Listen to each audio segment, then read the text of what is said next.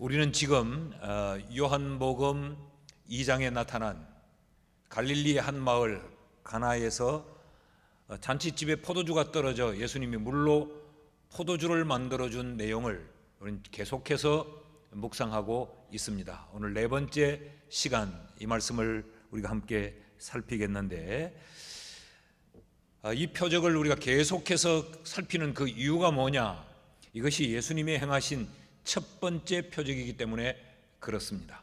11절 말씀을 보면 예수께서 이 첫 표적을 갈릴리 가나에서 행하여 그의 영광을 나타내심에 제자들이 그를 믿으니라. 그러니까 이 표적을 예수님이 공적인 삶을 시작하시면서 제일 처음 행했던 사건이라는 거죠. 그런데 이 표적을 통하여서 예수님이 자기의 영광을 드러내셨다. 그 말은 예수님 자신이 어떤 분이며 어떤 일을 하러 오셨는지, 좀 더 넓은 의미로 기독교가 어떤 종교인지를 이 하나의 사건으로 주님이 드러내셨다는 겁니다. 그랬더니 예수님을 따라 나셨던 그 제자들이 예수를 믿었다라고 성경이 말을 합니다. 예수를 이해했다는 이야기죠. 그리고 그 예수님의 사역도 이해했고, 그래서 예수님을 충분히 따를 만하다라고 이들이 인식한 그 사건이 바로 첫 표적 사건입니다. 그러니까 이 첫 표적은 기독교가 뭔지를 아주 종합적으로 보여주는 하나의 그림인 것이죠. 그래서 우리는 이 첫 표적을 지금 계속적으로 연속해서 살피고 있고, 지금 제 계획으로는 이제 한 주 더 살피려고 합니다. 그런데 우리가 지금 이 말씀을 계속 살펴오면서 하나의 근본적인 질문이 하나 있습니다. 어떻게 맹물을 포도주로 바꿀 수 있느냐라고 하는 아주 근본적인 그 질문입니다. 포도를 포도주로 만들었다면 그건 상식에 가하고 우리가 알고 있는 지식과 우리가 지금까지 살면서 경험한 그 경험으로 충분히 수용할 수 있겠는데, 어떻게 맹물을 포도주로 만들 수 있느냐? 이것은 가짜가 아니면, 꾸며낸 이야기가 아니면 어떤 특별한 비결, 방법이 있다. 이 둘 중에 하나이겠지요. 어떻게 물을 포도주로 만들 수 있었는가? 성경은 예수님의 능력이 물을 포도주로 만들었다라고 이야기합니다. 자, 우리가 지금 이 말씀을 요한복음 1장에서부터 살펴왔죠. 요한복음 1장에서 뭘 이야기하느냐? 예수가 누군가를 요한복음 1장에서 설명을 했어요. 그 설명하는 가운데 요한복음 1장 2절에서 3절은 이렇게 이야기합니다. 그가, 예수가 태초에 하나님과 함께 계셨고 만물이 예수로 말미암아 지은 바 되었으니 지은 것이 하나도 그가 없이는 된 것이 없느니라. 예수가 누구라고 소개하느냐 하면 예수는 천지 만물을 만드신 창조주라고 소개를 하고 있습니다. 그 예수께서 이제 그 천지를 만드신 그 창조의 능력을 요한복음 2장에 와서 포도주가 떨어져 버린 그 잔치집에서 물을 포도주로 만드는데 발휘를 하고 나타내고 있는 것이죠. 예수님의 이 능력은 어떤 능력이냐? 천지를 만드신 능력. 천지를 만드신 예수님의 능력은 어떤 능력이냐? 아무것도 없는 무의 상황에서 유를 만들어낸 절대적 능력, 그것이 바로 천지를 창조하신 능력이라는 것이죠. 여러분, 이 우주 만물은 우연히 존재한 것도 아니고 이미 무엇인가 존재했던 것을 예수님이 이렇게 저렇게 변형시켜 이런 조직적이고 대단히 합리적인 오늘의 세상으로 만든 것이 아닙니다. 모든 만물은 반드시 그 출발과 시작이 있게 마련이지요. 그 모든 만물의 출발과 시작을 성경은 예수님에 의한 천지 창조라고 가르치고 있습니다. 여러분, 꽃이 우연히 오늘 이렇게 꽃이 되어 있는 것이 아니죠. 누군가가 꽃이라고 하는 이 존재를 만들었어요. 그 다음에 이것을 접붙이고 이것을 또 종자를 개량해서 색깔을 바꾸고 모양과 크기를 바꿀 수는 있지만 근본적으로 이 처음 시작은 창조에 의한 것입니다. 오늘날 진화론이 세상에 판을 치고 있어요. 사람이 원숭이가 변해서 사람이 됐다. 무슨 아메바가 진화를 해서 사람이 됐다. 여러분, 그러면 그렇게 진화한 그 첫 근은, 그것이 원숭이든지 그것이 아메바든지 그것이 무엇이든지 간에 그 근원은 어떻게 생겨난 것입니까? 이것이 진화론의 한계입니다. 진화론은 종을 뛰어넘어서 새로운 종을 만들 수 있는 게 아니에요. 같은 종 안에서 발전하고 개량되고 개발되는 것이지 종을 뛰어넘는 것이 아닙니다. 그러면 그 근원, 최초의 그 창조는 누가 만들었느냐? 세상이 답을 하고 있지 않아요. 그러나 성경은 명확히 답을 합니다. 성경 첫 장 첫 페이지 첫 절이 태초에 하나님이 천지를 창조하시니라. 이것이 예수님의 창조의 능력이에요. 이 능력이 이 잔칫집에서 맹물을 포도주로 만들었어요. 아니, 없던 데서 있게 하시는 그 능력이 있는 것을 가지고 또 다른 것을 만들 수 없겠습니까? 이 창조의 능력은 어떤 능력이냐? 무에서 유를 만들어낸 그런 창조의 능력일 뿐만 아니라 이것은 인간이 할 수 없는 인간의 모든 한계를 초월한 능력입니다. 여러분, 오늘 사람들이 발명하고 오늘 사람들이 창조하고 오늘 사람들이 만들어낸 것은 다 하나님이 만든 것들에 의하여서 형태를 바꾸고 발전시키고 개성시킨 거예요. 그러니까 창조의 능력은 어떤 능력이냐? 인간이 할 수 없는 그 한계, 인간의 그 제한을 뛰어넘는 능력이 예수님의 창조의 능력인 것이죠. 이 능력이 물을 포도주로 만들어냈습니다. 그러니까 물을 포도주로 만들어냈다라고 하는 것은 인간의 한계를 초월했다는 거죠. 여러분, 물이 포도주가 되려면 시간이 필요해요. 아니, 근본적으로 포도가 있어야 돼요. 이런 조건들을 뛰어넘는 능력이 바로 물을 포도주로 만든 겁니다. 그러니까 인간의 조건과 시간과 지식과 이 경험, 이 인간이 가지는 모든 제한적 한계를 초월한 능력이 바로 예수님의 능력이죠. 이 능력이 그 잔치집의 절대적인 필요인 떨어진 포도주를 충족시켜 주었습니다. 예수님의 능력, 이 창조의 능력은 어떤 능력이냐? 인간의 필요를 충족시킬 수 있는 능력이에요. 인생들이 왜 고민하는가? 사람이 왜 시리에 빠지고 낙담하는가? 왜 방황하는가? 자신의 필요를 자기가 충족할 수 없기 때문에 그렇습니다. 그래서 고민하고, 그래서 헤매고, 그래서 방황하고, 그래서 절망하는 거죠. 그 잔치집에 떨어진 포도주는 사람들에 의해서 그 순간 충족이 될 수 없었어요. 근데 예수님의 능력이 그것을 채워준 거죠. 그렇다면 기독교는 어떤 종교인가? 기독교는 능력의 종교입니다. 인간이 할 수 없는 것, 인간 세계가 손을 들어버린 것, 인간 세계가 제한에 갖추어져 있는 그것을 뛰어넘는 종교가 바로 기독교라는 것입니다. 여러분, 우리 기독교를 십자가의 종교라고 말하죠.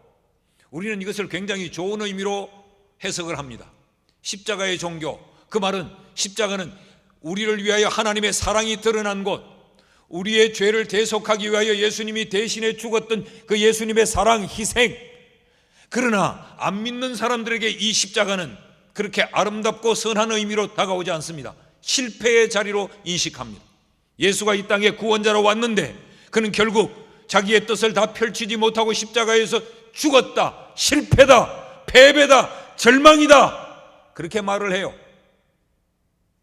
그러나 기독교는 십자가에서 머물지 않습니다. 기독교는 십자가를 뛰어넘어 부활에까지 나아갑니다. 사람은 예수를 십자가에 못 박고 이제는 예수가 죽었다, 끝이다 라고 세상이 승리를 선언했지만 예수님은 죽음에서 사흘 만에 다시 살아나셨어요. 이것이 뭘 우리에게 말하는가? 인간은 죽음에 제한되어져 있고 인간은 사망에 갇혀있는 존재이지만 예수는 그 사망을 깨트리고 부활로 나아갈 수 있는 능력을 주시는 분, 이게 기독교라는 이야기입니다. 인간이 넘을 수 없는 절대적 한계가 죽음이죠. 이 사망이 무엇으로 인해 왔습니까? 죄 때문에 사망이 온 겁니다. 죄로 인하여서 사망이라고 하는 한계에 갇혀있던 우리들에게 그 죽음을 뛰어넘는 영원한 생명, 영생을 주는 종교가 바로 기독교라는 거죠. 이게 능력이라는 것입니다. 그래서 예수님은 사망, 죽음이라고 하는 인간의 한계 앞에서 절망하고 낙담하고 시리에 빠져 있는 나사로의 이 누이들을 향하여서 이렇게 말합니다. 요한복음 11장 25절 26절을 보면 예수께서 이르시되 나는 부활이요 생명이니 나를 믿는 자는 죽어도 살겠고 무릇 살아서 나를 믿는 자는 영원히 죽지 아니하리니 이것을 네가 믿느냐? 이게 무슨 말입니까? 죽음이 네게는 한계로 다가와 이 한계 앞에 네가 무릎을 꿇고 시리에 빠지고 절망하고 인생을 손들어 버리지만 믿음의 세계에서는, 예수 안에서는, 기독교 안에서는 이 한계를 뛰어넘는 능력이 있다는 거죠. 그러니까 절망하지 말라는 이야기 아닙니까? 그런가 하면 인간이 자기의 능력과 힘으로 아무것도 할 수 없어서 자기의 한계에 붙들려 있는 그런 존재를 향하여서도 주님은 이렇게 말씀해요. 자식이 귀신에게 붙들려서 귀신에게 이끌리고 자기의 의사대로 살지 못해요. 귀신이 물로 끌고 가면 물에 엎어지고 불로 끌고 가면 불 속에 빠뜨리고 사람이 사람 아닌 것처럼 살아가요. 어떻게 할 수가 없어요. 예수님을 찾아와 말합니다. 당신이라면 이걸 어떻게 해결할 수 있는지요? 혹 당신이 할 수 있거든 이 나의 한계를 어떻게 좀 해결해 달라. 그럴 때 주님의 답변이 이렇습니다. 마가복음 9장 23절에 예수께서 이르시되 할 수 있거든이 무슨 말이냐? 너는 한계가 있지만 내게는 불가능한 것이 있지만 내게는 없다는 거죠. 그래, 할 수 있거든이 뭐냐? 이 조건과 전제가 믿음의 세계는 필요 없다는 겁니다. 믿는 자에게는 능히 하지 못할 일이 없느니라. 이게 기독교라는 거죠. 기독교는 이런 능력의 종교라는 겁니다. 믿으십니까? 우리가 예수를 믿는 이유 가운데 하나도 이거죠. 자, 그렇다면 우리의 관심은 당연히 여기에 있어야 됩니다. 그 전능하신 예수 그리스도의 능력이 어떻게 하면 우리에게 나타날 수 있느냐?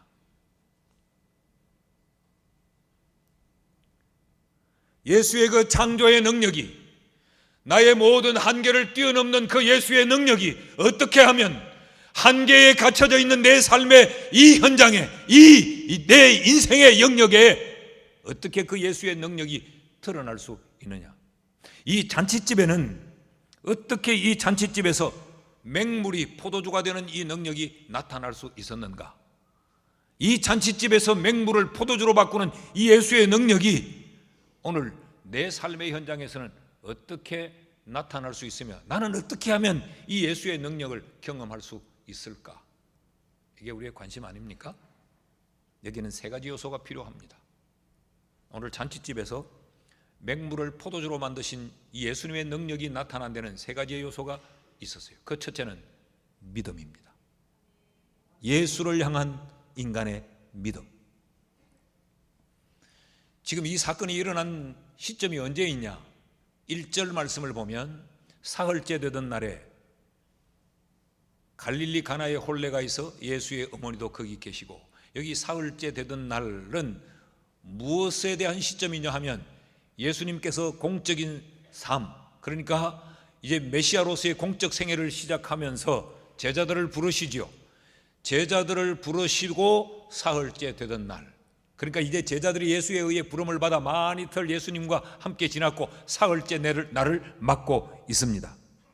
그날에 이 일이 일어납니다. 여러분, 그러니까 예수님의 사역의 첫 출발기입니다. 자, 예수를 따라 나섰던 제자들이란 이들도 예수가 누군지에 대한 절대적인 확신이 없는 거죠. 아직까지 예수님이 어떤 능력을 가지신지를 아직 잘 모르는 거죠. 예수님으로 인하여서 이들이 경험하게 될 것이 어떤 것들인지를 아직은 잘 모릅니다. 그런가 하면 지금 그 잔치집에 함께 모여있는 이 하객들도 모두가 다 예수가 누군지, 그 예수의 능력이 어떤지를 이들이 알 길이 없어요.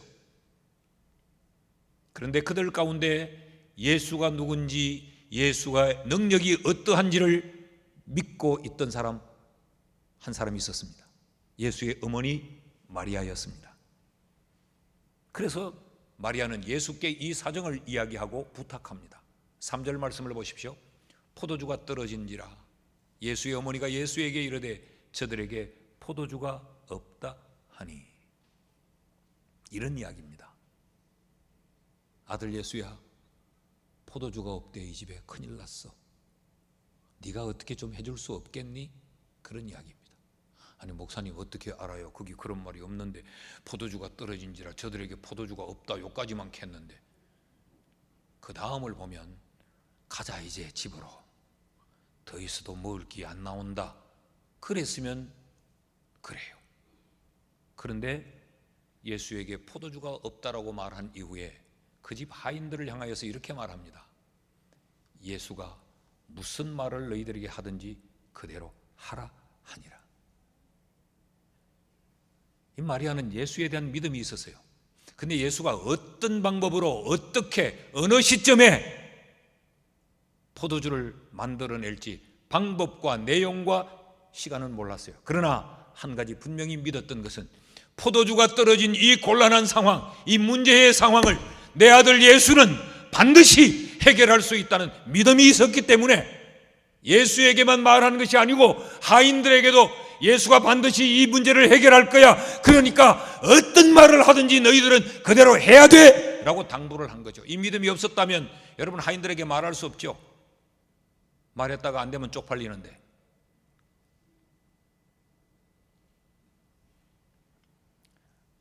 마리아의 믿음이 이 잔치집에서 맹물을 포도주로 바꾸는 예수의 능력이 드러나게 한 단초가 됩니다. 이게 시발점이에요. 믿음이 예수의 능력을 나타나게 합니다. 믿습니까? 이 말을 이렇게 오해하면 안 돼요. 예수님은 그냥은 절대 능력을 못 나타내는 바본데 우리가 믿어줘야 능력이 나타난다는 이야기가 아니고, 예수님은 예수님의 능력을 어디에다 드러내시는가? 믿음의 현장에 예수님은 자신의 능력을 드러낸다는 거죠. 여러분의 삶의 현장에, 여러분의 그 한계의 자리에 예수의 능력이 나타날 필요가 없습니까?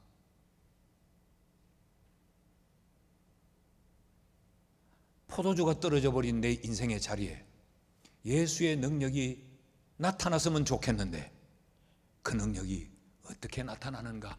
믿음이라는 통로를 통하여서 나타난다는 거예요. 이것이 믿음의 가치입니다. 자, 그럼 예수의 제자들도 잘 몰랐고 그 집에 모인 모든 잔치 하객들도 믿지 않았는데 어떻게 마리아는 믿을 수가 있었을까? 이 마리아의 믿음은 어떻게 생겨났을까? 이 질문은 이런 것과 같아요. 우리에게는 우리도 이렇게 믿어서 예수님의 능력이 나타나기를 원하는데 어떻게 하면 내게 이런 믿음이 생겨날까? 마리아에게 천사의 고지가 있었어요. 천사가 마리아에게 일러준 말씀이 있었습니다. 누가복음 1장에 보면 마리아가 남자와 잠자리를 하지 않았는데 임신을 하게 되죠. 수태 고지를 천사가 알려줍니다. 누가복음 1장 30절에서 33절 말씀을 보면 천사가 이르되 마리아여 무서워하지 말라. 네가 하나님께 은혜를 입었느니라. 보라 네가 잉태하여 아들을 낳을 것인데 그 이름을 예수라 하라. 그가 누구냐? 그가 큰 자가 되고 지극히 높으신 이의 아들이라 일컬어질 것이요 주 하나님께서 그 조상 다윗의 왕위를 그에게 주시리니 영원히 야곱의 집을 왕으로 다스릴 것이며 그 나라가 무궁하리라. 천사가 마리아에게 일러준 겁니다. 네가 아이를 임신하게 될 것인데 그것은 자연적인 이 생육적 원리를 따라 임신하는 것이 아니고 하나님의 초자연적인 능력으로 임신을 하게 될 것이다. 근데 그 아이가 누구냐? 하나님의 아들이다. 다윗이 이 나라의 왕이었던 것처럼 하나님이 그에게 왕위를 주는데 이 예수가 거머쥘 왕위는 유한하고 제한된 왕위가 아니라 영원무궁한 하나님 나라의 왕위다. 이 말씀을 주세요. 얼마나 충격적이고 얼마나 놀랍겠습니까? 여기에 마리아의 반응을 보십시오. 이어지는 34절 35절을 보면 마리아가 천사에게 말하되 나는 남자를 알지 못하니 어찌 이 일이 있으리이까? 천사가 대답하여 이르되 성령이 네게 임하시고 지극히 높으신 이의 능력이 너를 덮으시리니 이러므로 나실 바 거룩한 이는 하나님의 아들이라 일컬어지리라. 하나님의 능력이 이 일을 가능케 했다. 이것은 성령으로 말미암는 일이다.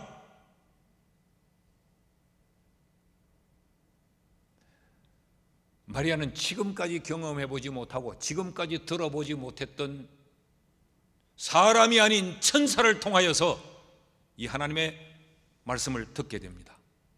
그러자 마리아가 믿습니다. 38절 말씀을 보시면 마리아가 이르되 주의 여종이오니 말씀대로 내게 이루어지이다 하매 천사가 떠나가니라. 마리아에게는 원래 이런 믿음도 없었고 이런 생각조차 없었어요. 근데 천사가 이 말씀을 일러주니 그 말씀에 의해서 마리아에게 믿음이 생겨났습니다. 그래서 로마서 10장 17절은 믿음의 이 생성을 이렇게 이야기합니다. 믿음은 들음에서 나는데 그 듣는 것은 뭘 들어서 나느냐? 그리스도의 말씀을 듣는 데서 믿음은 생겨난다는 거죠. 말씀이 믿음의 뿌리라는 겁니다. 말씀이 믿음의 뿌리. 이걸 마리아가 믿었죠. 그랬는데 이 말씀에 의해서 마리아는 믿음을 가졌을 뿐만 아니라 또 하나 이 말씀이 실제가 되는 체험을 하게 됩니다. 배가 불러옵니다. 복중에 아이가 뛰노옵니다. 출산을 합니다. 생명체를 탄생하는데 천사가 일러준 말대로 되는 거예요. 아, 확실하네. 그러니까 말씀이 믿음의 뿌리요. 이 체험이 믿음의 줄기를 이루고 그리고 이 믿음의 열매가 하나님의 능력인 거예요. 그래서 능력의 종교인 이 기독교, 예수 그리스도의 이 능력이 우리에게 체험되기 위해서는 우리가 하나님의 말씀을 절대적으로 믿어야 합니다. 하나님의 말씀을 들어야 믿음이 우리에게 생겨납니다. 여러분, 믿음은 요술적으로 어디서 뚝 떨어지는 게 아니에요. 믿음은 내가 막 노력해서 내가 생성해내는 것이 아니야. 하나님의 말씀을 들을 때에 내게 믿음이 생겨나는 거죠. 근데 여기서 우리가 한 가지 주목해야 될 것이 있습니다. 예수님이 그 잔치집에 계셨습니다. 이미 예수님이 그 잔치집에 초청되어 계셨습니다. 그런데 그곳에 계시는 예수님의 능력을 아는 자, 능력을 믿는 자는 마리아 외에는 아무도 없었습니다.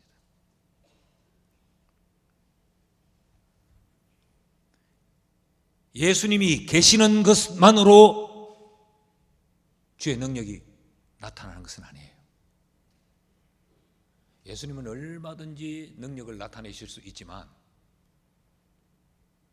예수님을 믿지 않으면 주님은 거기 능력을 드러내지 않습니다. 그러니까 여러분, 우리가 예수님을 영접한 것으로 우리의 신앙생활을 멈추면 안 돼요.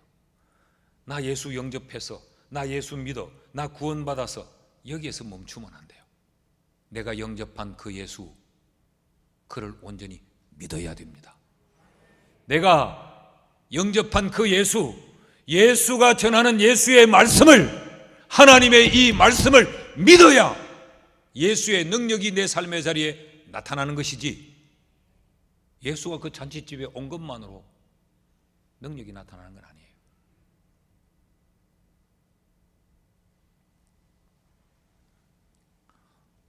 물어봅시다. 여러분, 예수를 믿습니까? 그럼 그 예수의 능력도 믿습니까? 우리 많은 경우에 우리는 믿음이라고 하는 것을 천국 가는 티켓으로만 생각합니다. 맞습니다. 믿음 없이는 하나님 나라에 들어갈 수가 없습니다.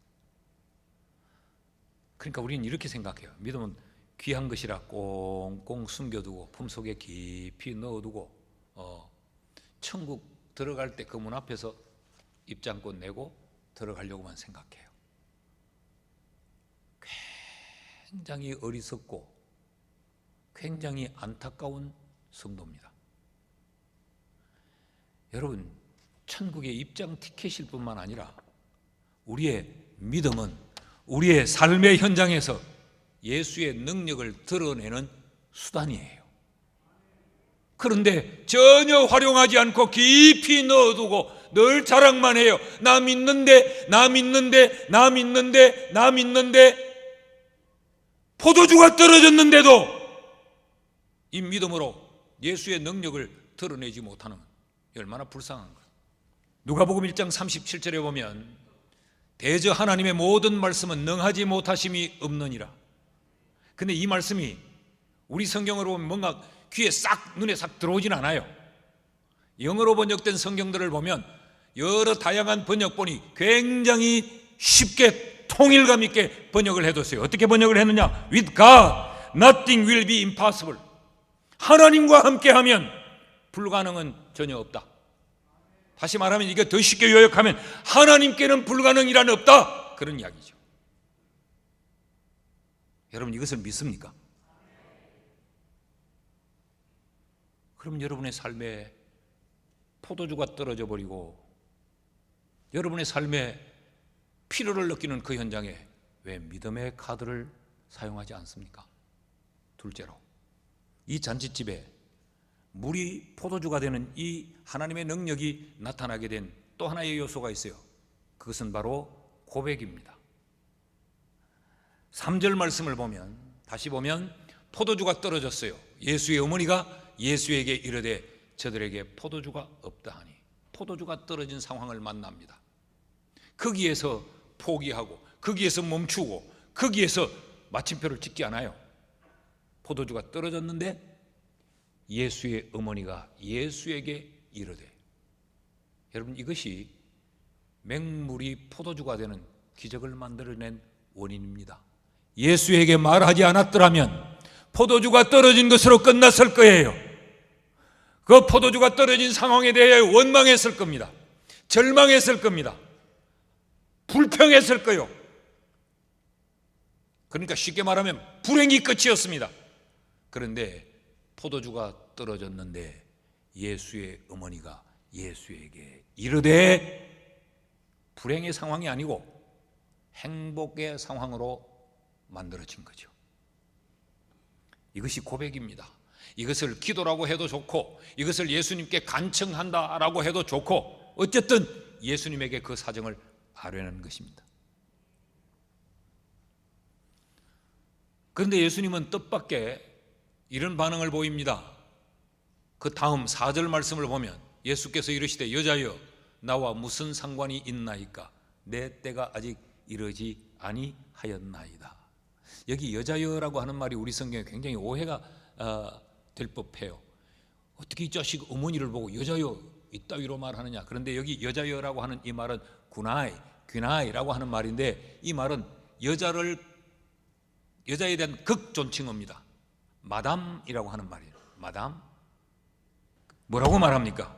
어머니, 아직 내 때가 아닙니다 라고 말해요. 왜 자기 때가 아니라고 이렇게 말할까?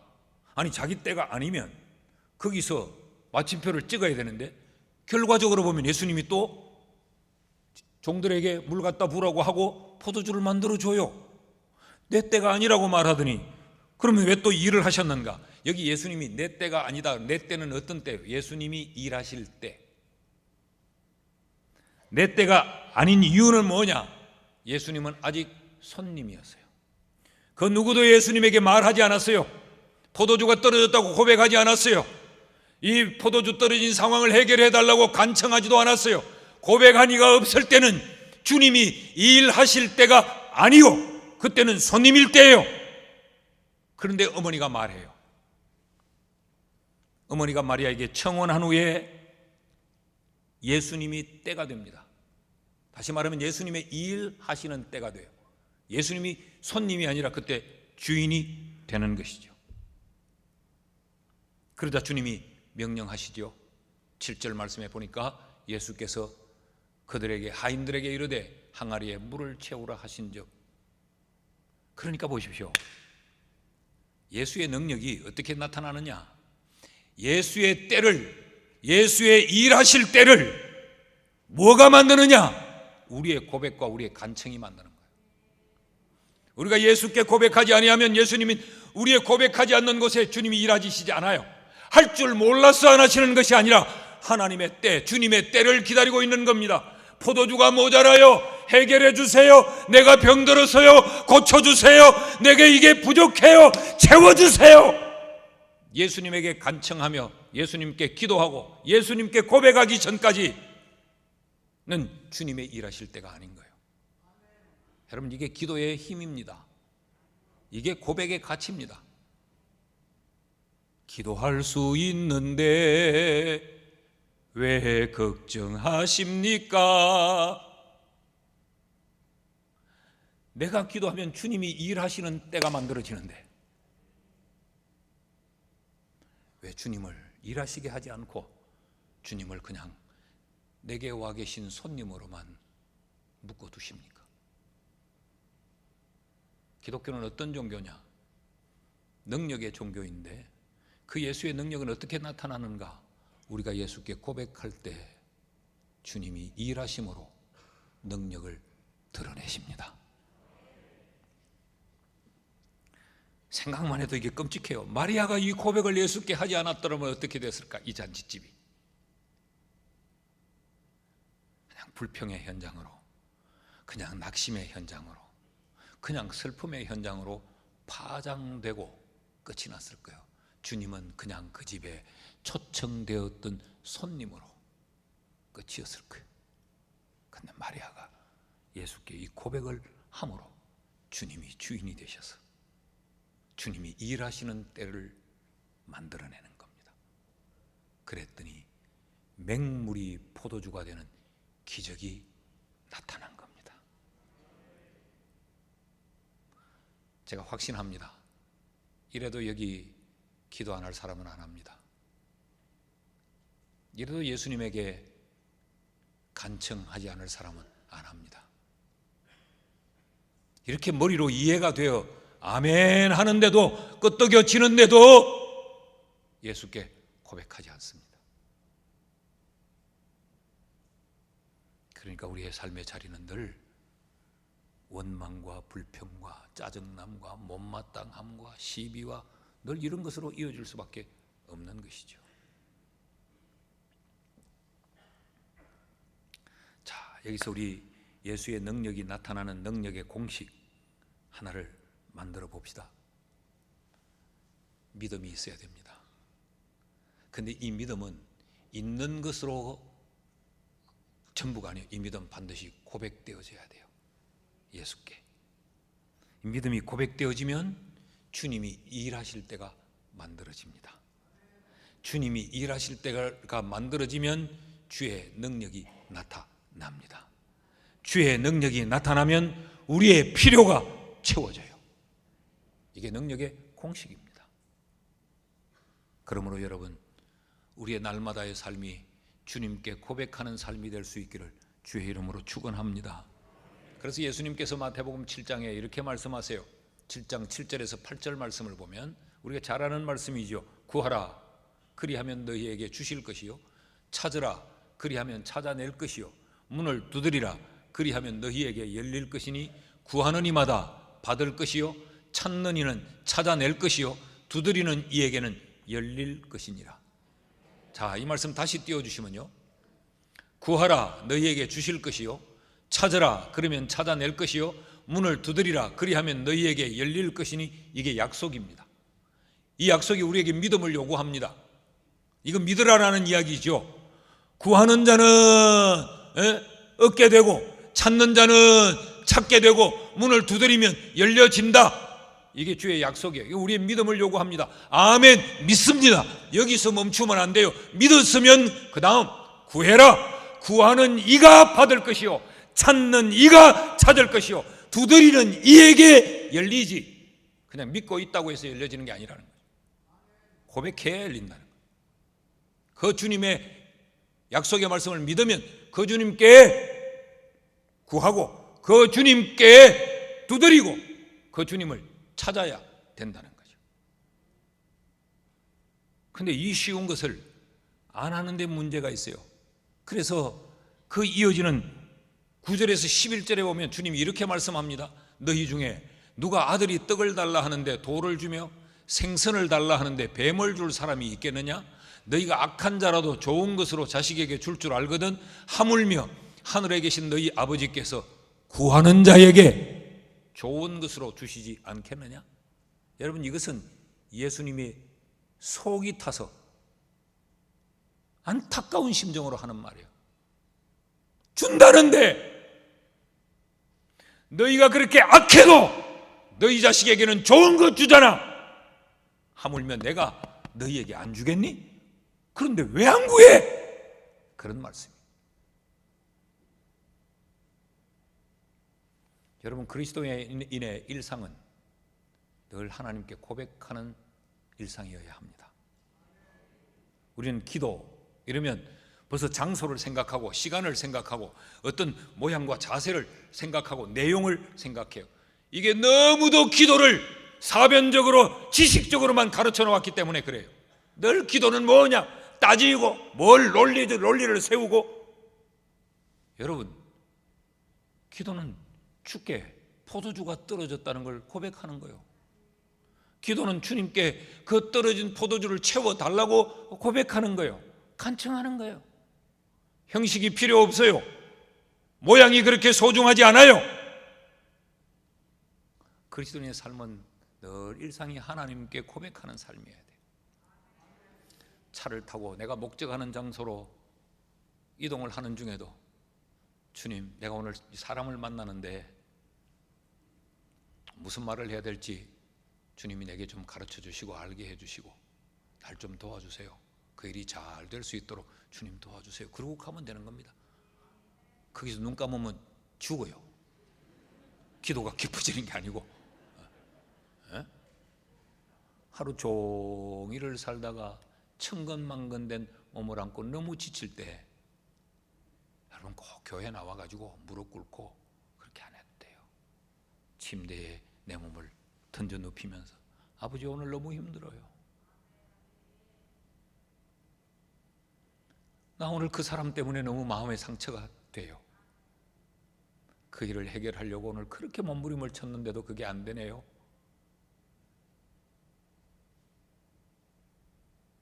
오늘 밤 이 잠자리에서 내 피로와 내 상처를 다 좀 씻어주시고 내일 새날을 맞을 때는 주님이 좀 해결해 주시면 좋겠습니다. 이거면 되는 거예요. 그러면 돼요.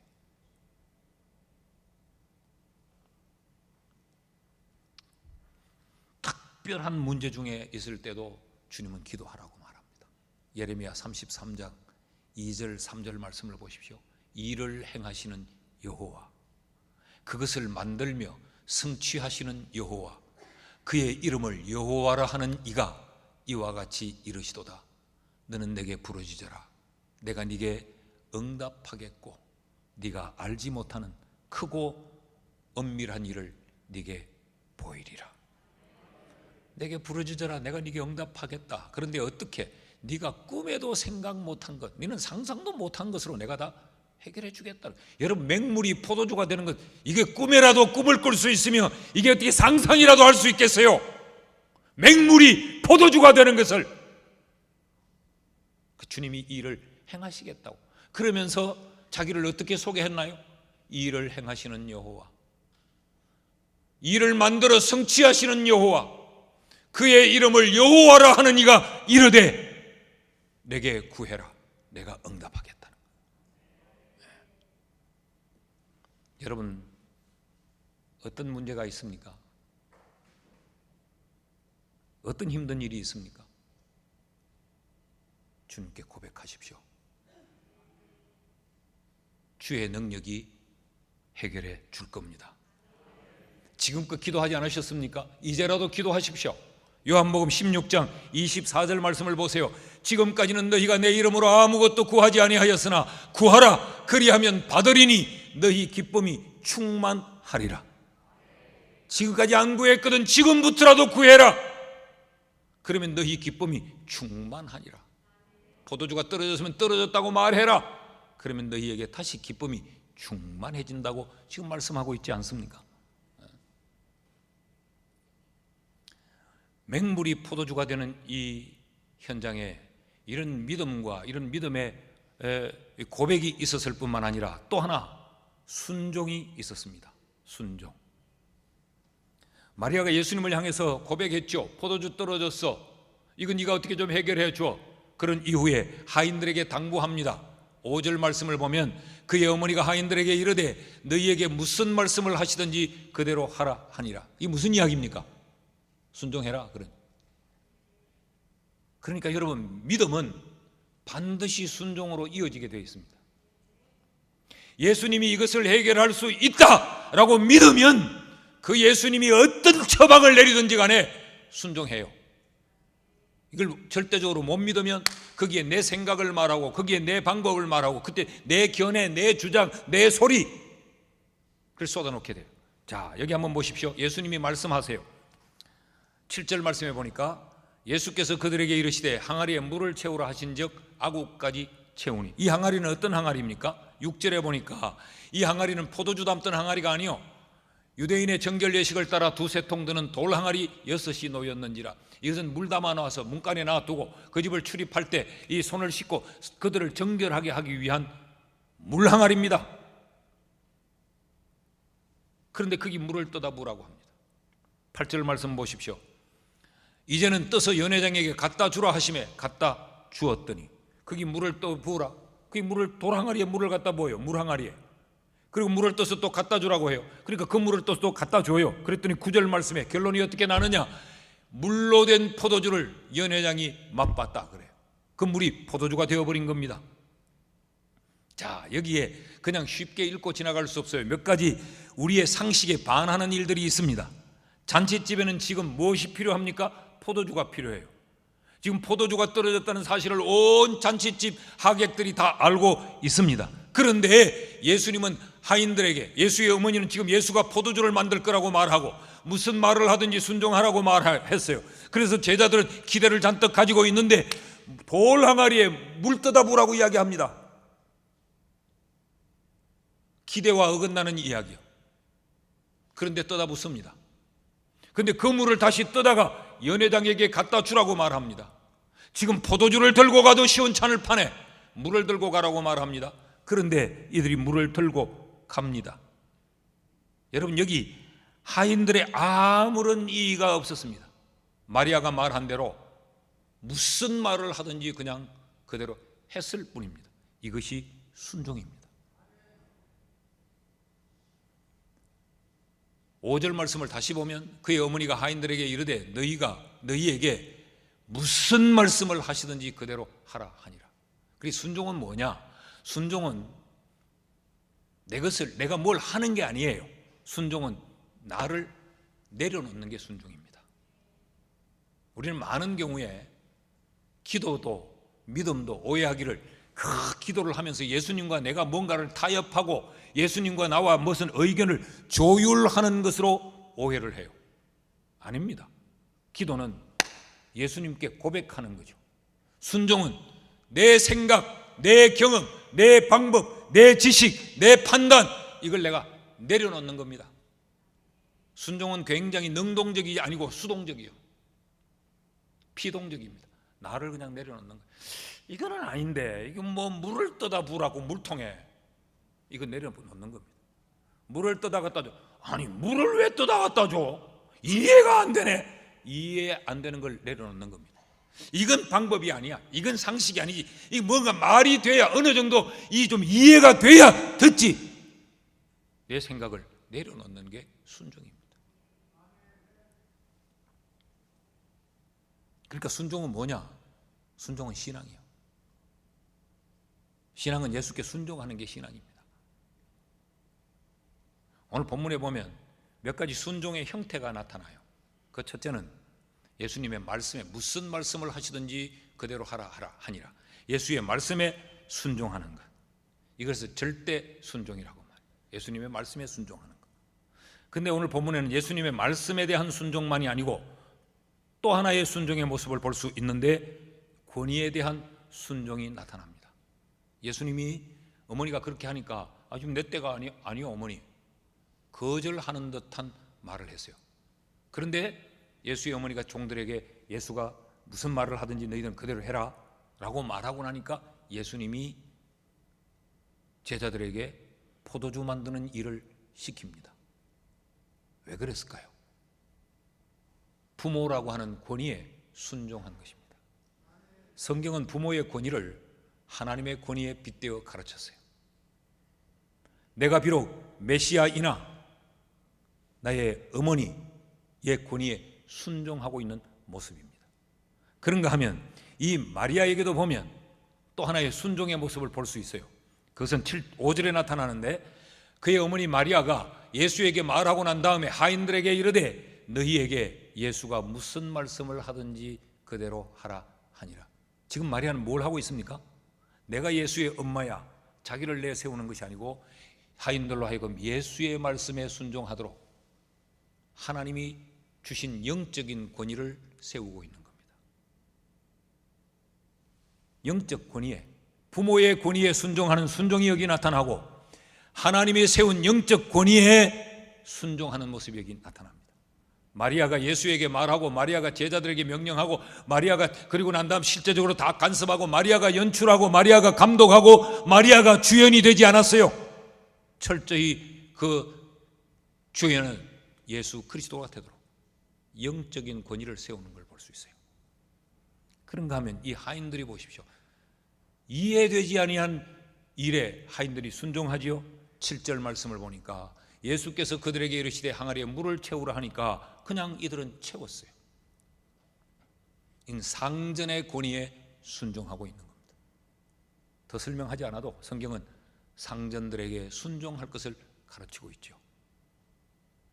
이것이 우리가 가져야 될 순종의 자세예요. 여러분 보십시오. 예수님은 예수님대로, 마리아는 마리아대로, 하인들은 하인대로 모두의 생각이 다 다를 수 있지 않겠어요? 예수의 어머니가 마리아가 예수에게 말해도, 예수가 돌 항아리에 물을 채우라 할 때 마리아가 또 뛰어와서 봐라 예수야, 지금 물 없다고 내가 않겠다. 내가 조금 전에 포도주 없다 했는데 네 정신이 있나 없나? 왜 물통에 물 갖다 부으라고 하느냐? 끼어들지 않았어요. 간섭하지 않았어요. 생각이 다 다를 수 있어요. 방법이 다 다를 수 있어요. 판단이 다 다를 수 있어요. 그러나 결론은 예수님의 말씀, 예수님의 방법으로 통일됐어요. 이것이 능력이 나타나는 순종의 모습입니다. 우리 속담에도 사공이 많으면 배가 산으로 올라가요. 아무런 일도 나타나지 않아요. 여러분, 우리의 생각이 다 다를 수 있습니다. 우리의 지식의 정도가 다를 수 있습니다. 그럼에도 불구하고 예수님의께로 하나로 통일되어 나를 내려놓으면 내 삶의 자리에 예수의 능력이 나타날 줄 믿습니다. 들은 우리가 헷갈릴 때가 참 많아요. 내가 뭐 틀렸습니까? 내가 우리 이런 말 많이 하죠. 내가 틀렸습니까? 내가 뭐 지금 불법을 하고 있습니까? 여러분, 나의 의, 나의 옳음, 나의 정확함일지라도 하나님의 말씀 앞에는 내려놓는 것이 순종이에요. 이가 이해가 되실지 모르겠어요. 예수님께서 감람산에서 마치 짐승처럼 죄인처럼 체포를 당하죠. 로마의 군병들이 검을 들고 망치를 들고 횃불을 틀고 그 야밤에 예수를 체포하러 옵니다. 그러니까 예수를 지켜야 될 예수의 제자들이 어떤 반응을 보이겠어요? 순순히 예수를 내줄 수 없죠. 그래서 예수의 제자 중 하나가 칼을 뽑아서 예수를 잡으러 온 병정의 귀를 칩니다. 누가복음 22장 51절에 보면 이때 예수님께서 말씀하시기를 이것까지 참으라 하시고 떨어진 귀를 주어 다시 붙여줘서 그를 귀를 낫게 해 주었다는 것. 이것까지 참으라. 이 말은 이런 이야기입니다. 제자된 네가 선생인 나를 지키는 것, 내가 지금 불의한 자리에 넘겨지는 것처럼 보이지. 그래, 이것이 옳다, 의롭다, 이게 충성이다, 이게 헌신이다. 하지만 내가 십자가에 죽는 것이 하나님의 뜻이기에 이것까지도 참아야 된다.